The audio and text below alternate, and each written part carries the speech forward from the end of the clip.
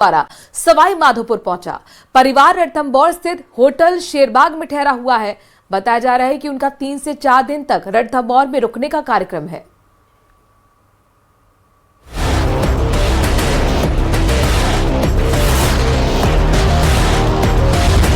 रणथंभौर में गांधी और वाड्रा परिवार।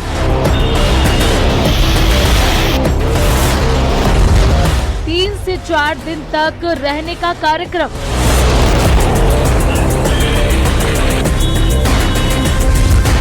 होटल शेरबाग में ठहरा है गांधी वाड्रा परिवार।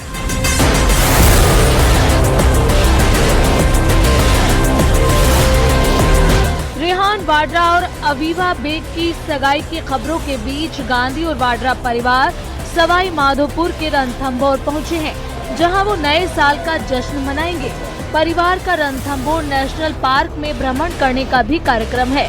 इस बीच रेहान और अवीवा ने रणथंभौर में टाइगर सफारी की और साइटिंग का लुत्फ लिया। दोनों कैप पहने हुए दिखाई दिए। गांधी वाड्रा परिवार के साथ उनके दोस्तों के अलावा अवीवा बेग का परिवार भी है।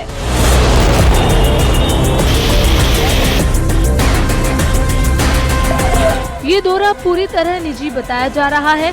हालांकि चर्चा है कि रेहान वाड्रा की रिंग सेरेमनी से जुड़ा कोई बेहद निजी कार्यक्रम होटल में आयोजित हो सकता है, लेकिन इसे लेकर भी परिवार या प्रशासन की तरफ से कोई आधिकारिक पुष्टि नहीं की गई है।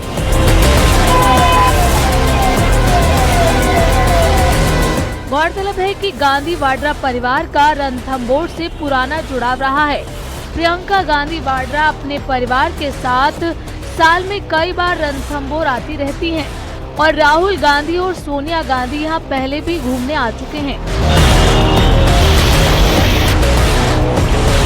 सवाई माधोपुर से न्यूज़ 18 राजस्थान के लिए गिरिराज शर्मा की रिपोर्ट।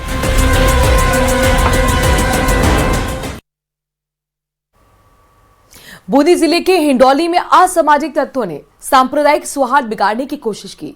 बालाजी मंदिर परिसर में मांस के टुकड़े फेंकने का मामला सामने आया। जानकारी के मुताबिक मकोडिया बालाजी मंदिर के ऊपर मजार के पास असामाजिक तत्वों ने मांस के टुकड़े और हड्डियों को बालाजी के मंदिर परिसर में फेंक दिया। इसके बाद इस मामले ने तूल पकड़ लिया। कई हिंदू संगठन थाने पर पहुंचे, धरना दिया। पुलिस ने कार्रवाई करते हुए 6 युवकों को डिटेन कर लिया है। अपने दर्शकों को बता दें कि कई व्यापारिक संगठन भी इसके समर्थन में आए और अपनी दुकानें बंद कर विरोध दर्ज कराया।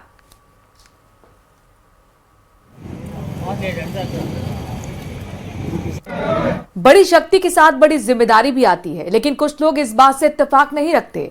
उन्हें लगता है कि उनके परिजनों का रसूख कानून की मार से उन्हें बचा सकता है, लेकिन उनका भ्रम ज्यादा दिनों तक जिंदा नहीं रहता। करौली से एक ऐसी ही खबर आई है।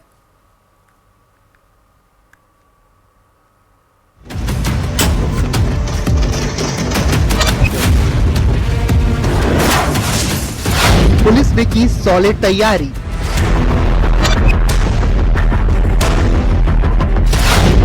प्यादों के बाद आई सरगना की बारी। ऑनलाइन सट्टा गिरोह तार तार। पूर्व सभापति के बेटे समेत 4 गिरफ्तार। करौली में ऑनलाइन गेमिंग सट्टा से जुड़े मामले में पुलिस की कार्रवाई तेज होती जा रही है। इसी कड़ी में हिंडौन में 4 लोगों की गिरफ्तारी के बाद करौली नगर परिषद की पूर्व सभापति के बेटे और मुख्य आरोपी अमीनुद्दीन के आवास पर पुलिस ने दबिश दी। करौली और हिंडौन क्षेत्र के करीब 7-8 थानों से आई हथियारबंद पुलिस टीमों ने संयुक्त रूप से जांच पड़ताल की। मुख्य आरोपी और सट्टा किंग अमीनुद्दीन खान के आवास सहित उसके कई सहयोगियों के ठिकानों की भी तलाशी ली गई।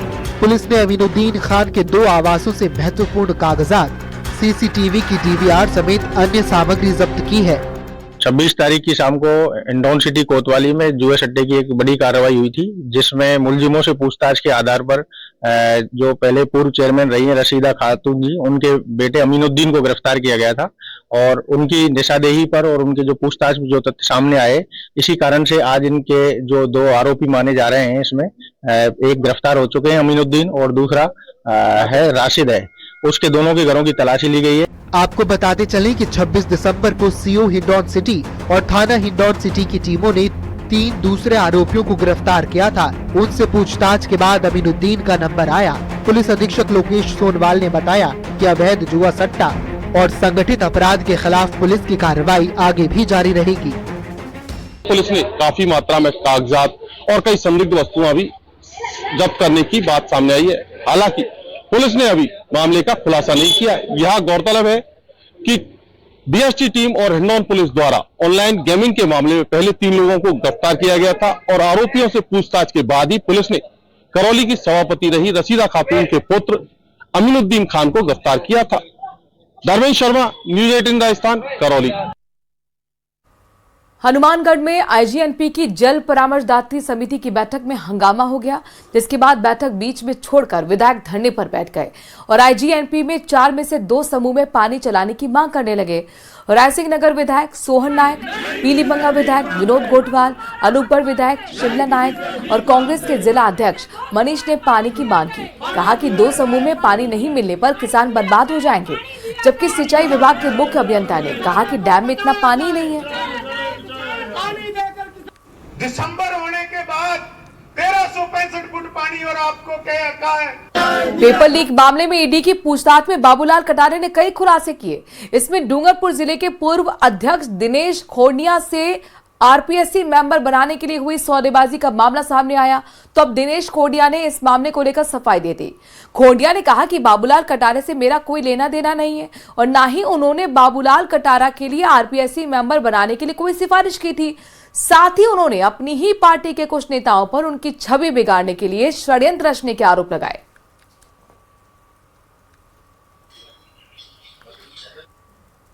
जब ये ईडी को ये लग गया कि इस पूरे बाबूलाल के प्रकरण में दिनेश खोड़िया का कोई लेना देना नहीं है, तो हम लोगों ने ट्रिब्यूनल कोर्ट जो दिल्ली के अंदर है उसके अंदर अपील करी।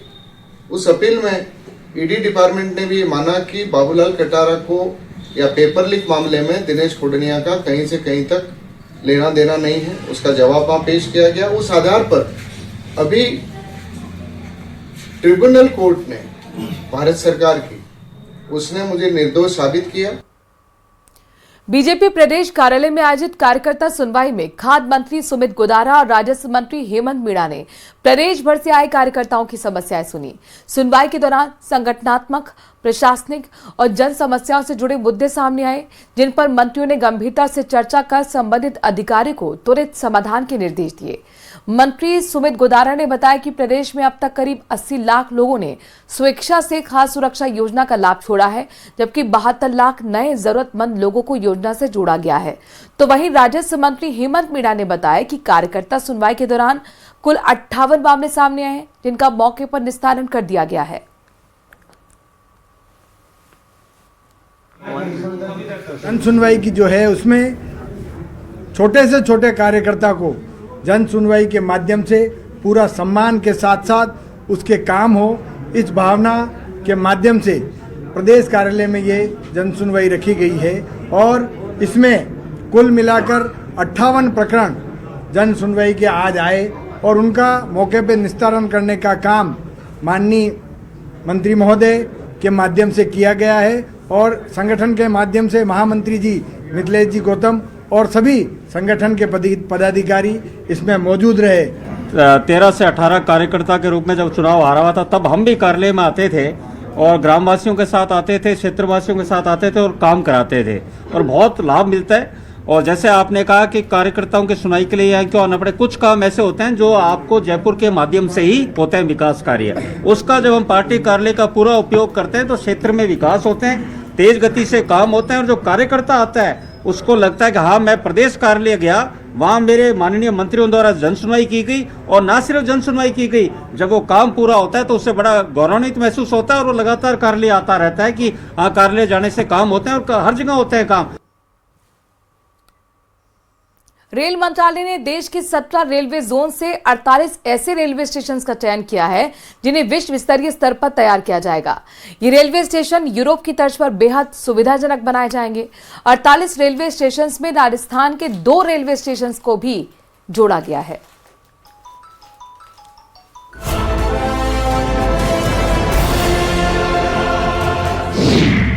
48 रेलवे स्टेशनों का होगा कायाकल्प। 17 रेलवे जोन से 48 रेलवे स्टेशन का चयन। जयपुर और जोधपुर रेलवे स्टेशन भी शामिल।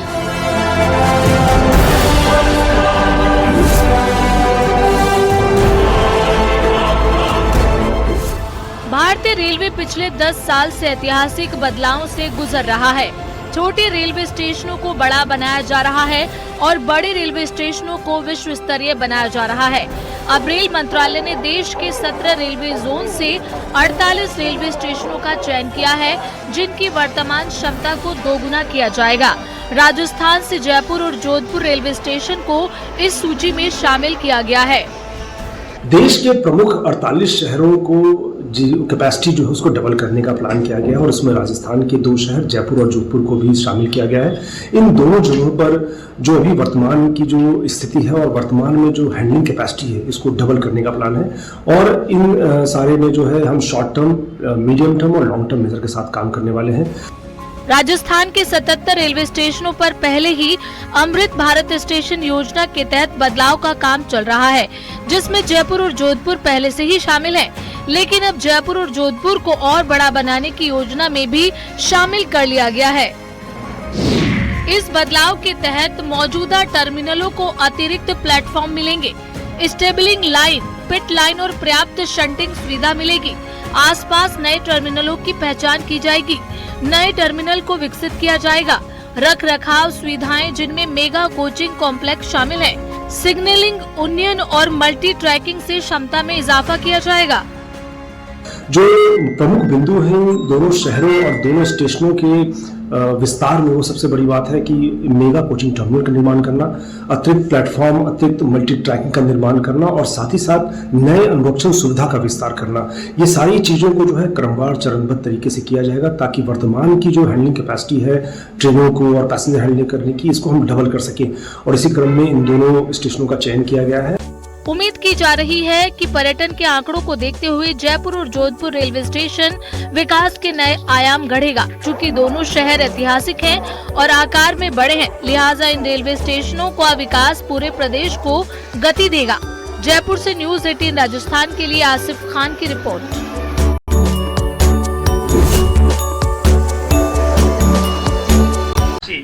में हम प्रारंभ करने को जा रहे हैं और मुझे पूर्ण विश्वास है कि इस एडवाइजरी का प्रारंभ होने से हमारे राजस्थान की इकोनॉमिक में एक बहुत बड़ा उछाल आएगा, संदेश जाएगा कि हमको एक बहुत बड़ा रेवेन्यू राजस्थान को मिलेगा और राजस्थान के विकास में काम आएगा। दूसरा आज महत्वपूर्ण बिंदु है कि किसी देश और प्रदेश का विकास उसकी स्वयंशासित संस्थाओं पर निर्भर करता है और हमारा जो हमारी स्वयंशासित संस्था है, चाहे ग्राम पंचायत है, चाहे हमारी नगर पालिका है, चाहे हमारे नगर निगम है या नगर परिषद है। अब पंचायत राज में ये माना गया है कि किसी देश का, प्रदेश का विकास ग्राम राज्य के द्वारा, राम राज्य के द्वारा होना आवश्यक है और इसी के तहत हमारा जो वेतन आयोग, जो 7वां राज्य वित्त आयोग जो बना हमारा, उसकी पूरी रिपोर्ट आने पे तो समय लगने की संभावना है। इसलिए उन्होंने अंतरिम रिपोर्ट हमें दी है और अंतरिम रिपोर्ट में ये माना गया है कि किसका कितना रेशियो, पंचायत राज को कितना मिलना चाहिए, टोटल जो रेवेन्यू है उसका, और नगर पालिका, नगर निगम को कितना मिलना चाहिए। तो अभी तक का जो रेशियो चल रहा है वो 7% चल रहा है। हमारी जो राज्य की शुद्ध कर राजस्व है, नेट जो हमारा रेवेन्यू है, उसका 7% हिस्सा इन संस्थाओं को मिलता है। आर्टिकल 243 जो हमारे संविधान का अध्याय 9 है और संविधान का अध्याय 9A, ये दोनों नगर पंचायत राज संस्थानों और नगर पालिकाओं को अधिकार, पंचायत राज को उनको अधिकार दिया गया है कि इनको कितना हिस्सा मिलेगा और उसी के तहत हमारे इस सप्तम वित्त आयोग ने इसकी सिफारिश की है और हमारी इस अंतरिम सिफारिश के अनुसार ये जो हिस्सा वितरण होगा, जिसमें 73.2 पंचायत राज को जाएगा और 26.8 हिस्सा जो है वो नगर पालिका, नगर निगम, नगर परिषद इनको जाएगा और हमारी जितनी भी ग्राम पंचायतें हैं, शहरी निकाय हैं, उन सबको ये इसी अनुसार हिस्सा राशि मिलेगी और आने वाला जो हमारा हिस्सा राशि है उस हिस्सा वितरण की जाएगी। और हम चाहते हैं कि हमारी जो ये संस्थाएं हैं जो किसी देश और प्रदेश के विकास की मेन धुरी है, क्योंकि हमारी अभी अनुमान के अनुसार 55% जनसंख्या और 15% क्षेत्रफल हमारा सभी स्थानीय निकायों के मध्य में है। ऐसी स्थिति में हम ये चाहते हैं कि इनका सर्वांगीण विकास हो, इनको इनका हिस्सा मिले और ये सब समय पर मिलता रहे। और इसी अनुसार हमने ये हमारे सप्तम आयोग की जो अंतरिम रिपोर्ट है इसको आज कैबिनेट ने मंजूरी दी है और इस अंतरिम रिपोर्ट के आधार पर ही आगामी जो कार्रवाई होगी वो चलेगी। मित्रों, हम सब ये मानते हैं कि हमारा पंचायत राज सशक्त हो, हमारी नगर पालिकाएं सशक्त हो और उससे देश का विकास हो। पंचायत राज और नगर पालिकाएं जितनी सशक्त होगी, पारदर्शी होगी, स्थानीय स्तर पर जितने निर्णय होंगे वो देश के विकास में आएंगे। पूर्ववर्ती सरकार ने चाहे कुछ भी किया हो, लेकिन हमने पूरी पारदर्शिता से नियमानुसार पुनर्गठन का कार्य भी समय पर पूर्ण किया है और नियमानुसार आगे की कार्रवाई भी की जाएगी। धन्यवाद। नमस्कार। अब मैं कैबिनेट मंत्री श्री कन्हैयालाल चौधरी जी से निवेदन करूंगा कि अपना विषय। नमस्कार। आज मंत्रिमंडल के अंदर जो हमारे देश के प्रधानमंत्री जी और हमारे मुख्यमंत्री जी पर्यावरण को बचाने के लिए जो महत्वपूर्ण काम कर रहे हैं, राजस्थान सरकार ने पिछले बजट के अंदर ग्रीन बजट पेश किया था। उसी के तहत जितनी भी हमारी नगर पालिकाएं, नगर निगम, नगर परिषदों के अंदर कोई भी इन्वेस्टर ऐसे प्रोजेक्ट लगाए जो कार्बन उत्सर्जन कम से कम करे, ग्रीन एनर्जी से चले, ऐसों के लिए एक पॉलिसी लेके आए हैं। उसका आज मंत्रिमंडल में अनुमोदन हुआ। इसका मुख्य उद्देश्य है कि हमारा पर्यावरण सुधरे, लोगों को जो शहरों के अंदर जो लोग छोड़ के आजकल गांवों के अंदर जा रहे हैं, शहरों की स्थिति जिस तरह से अभी दिल्ली की बात करें, किस तरह से पोल्यूशन बढ़ रहा कर रहा है, इसके लिए ये सब चीजें इसके अंतर्गत जितने भी कोई, चाहे हमारी एजुकेशन का वो हॉस्पिटल हो, कोई दूसरी इंडस्ट्री हो, जिसमें अंतर्गत उद्यमों एवं शहरी स्थानीय निकायों, नवीनीकरण ऊर्जा, ऊर्जा दक्षता, अपशिष्ट प्रबंधन, जो भी हमारा वेस्टेज आता है उसका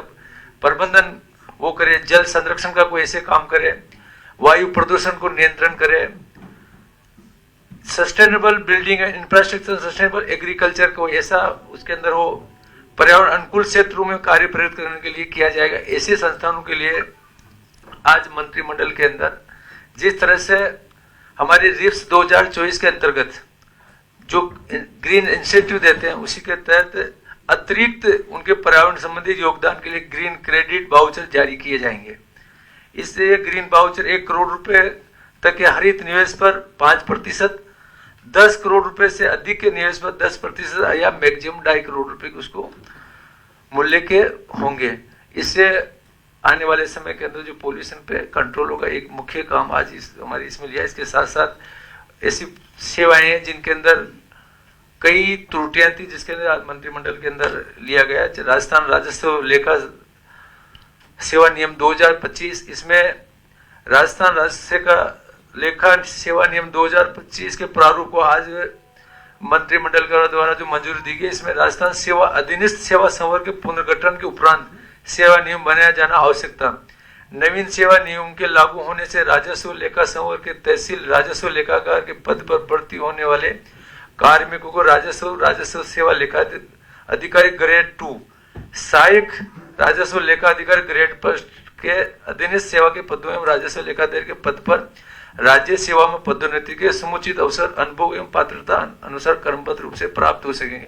ये राजस्थान राज्य लेखा सेवा के लिए ये किया। दूसरा, राजस्थान विधानसभा सचिवालय भर्ती के नियमों में 1992 को संशोधन किए हैं। पहले विधानसभा के अंदर जो भी मार्शल या अतिरिक्त मार्शल का जो भी उप मार्शल की जो भी भर्ती होती थी, राजस्थान पुलिस से होती थी। अब सैन्य अर्धसैनिक बलों के अधिकारियों की प्रतिनियुक्ति स्थान तथा विशेष चयन के माध्यम से भी भरा जा सकेगा। ये भी आज हमने संशोधन किया। इसके साथ साथ स्पेशल सिक्योरिटी विंग के कार्मिकों के विशेष भत्ते में वृद्धि। कोई भी इंटेलिजेंस के हो, एसओजी के हो, या जो भी अंडरग्राउंड कोई हमारी सुरक्षा के लिए जो वर्कर जो काम करते हैं, पुलिस के जो काम करते हैं, दूसरे राज्यों के अंदर उनको 25% एक्स्ट्रा मूल वेतन का पैसा दिया जाता था। यहाँ राजस्थान के अंदर 2012 के में नियम था 15% ही हम यहाँ देते थे। उसको संशोधन करते हुए आज मंत्रिमंडल में उसका अनुमोदन किया गया कि आने वाले समय में हम उनको 25% दूसरे राज्यों की तरह दिया, जिससे उनका मनोबल बना रहे। सर ये आज महत्वपूर्ण ये 3-4 निर्णय किए। कोई अगर कोई सवाल हो आप सभी के तो कैबिनेट से संबंधित पहले ले लेते हैं, जो कोई बताइए। इन्वायरमेंट की आप बात करें, the biggest issue is that in Aravalli illegal mining जो बिगेस्ट इशू है as far as my thing is concern.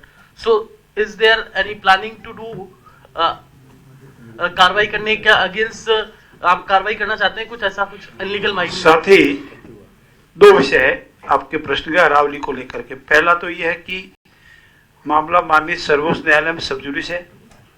माननीय सर्वोच्च न्यायालय के कुछ डायरेक्शन है, पर उसके बावजूद भी माननीय सर्वोच्च न्यायालय का डायरेक्शन आना या स्वयं कॉग्निजेंस लेने से पहले राजस्थान सरकार की एसओसी मुख्यमंत्री आदरणीय भजनलाल जी इसमें पूरा इंस्टीट्यूट लिया, डायरेक्शन दिए, न कोई नई लीज दी जाएगी, न कोई अवैध खनन होने दिया जाएगा।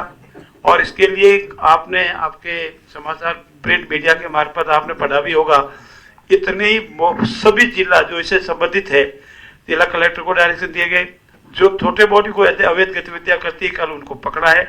और हमारा ये पूरा फोकस रहेगा अरावली का पूरा एरिया माननीय सर्वोच्च न्यायालय द्वारा निर्धारित प्रक्रिया और उसके द्वारा भी इंटैक्ट रहे, उसमें कोई किसी तरह का नुकसान नहीं हो, पर्यावरण की रक्षा हो, अरावली की पूर्ण रूप से सुरक्षा हो। सर कांग्रेस क्या है कि लीगल माइनिंग की बात करिए तो इशू उठा रही है, लेकिन बड़ा इशू तो अनलीगल माइनिंग का है।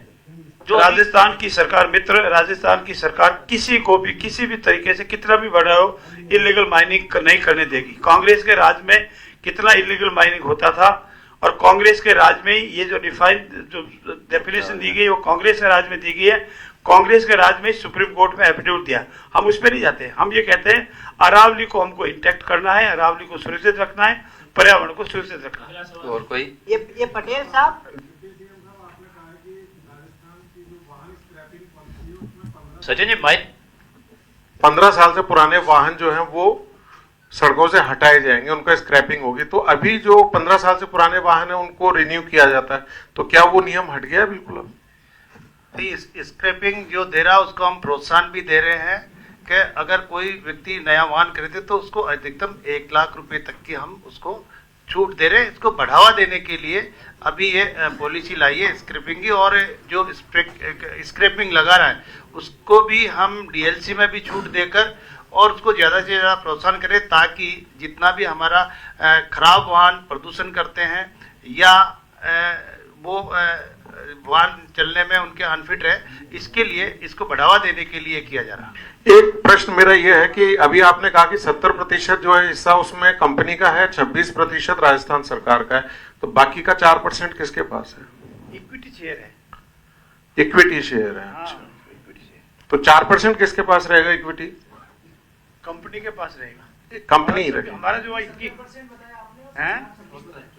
74%, आपने 70 बोला था, और 26% हमारा है। अगर फिगर में कहेगा तो करेक्ट कर दें।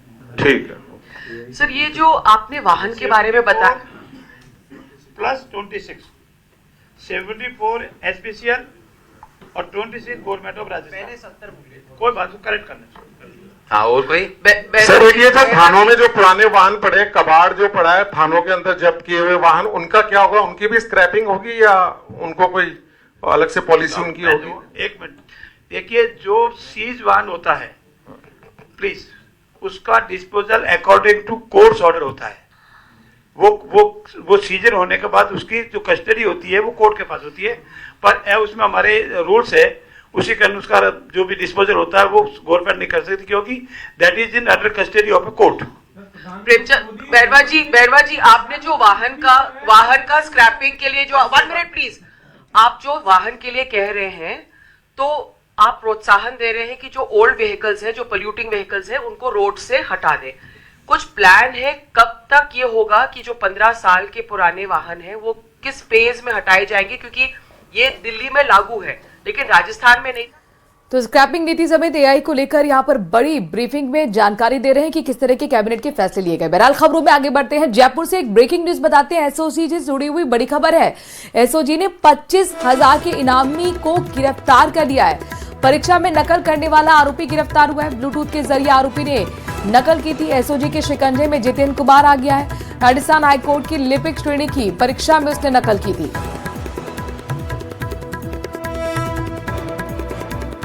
तो जयपुर से बड़ी खबर है। एसओजी ने 25,000 का इनामी, जिसका नाम है जितेंद्र, जिसने आपको बताने की ब्लूटूथ के जरिए नकल की थी, आखिरकार अब वो एसओजी के शिकंजे में आ गया।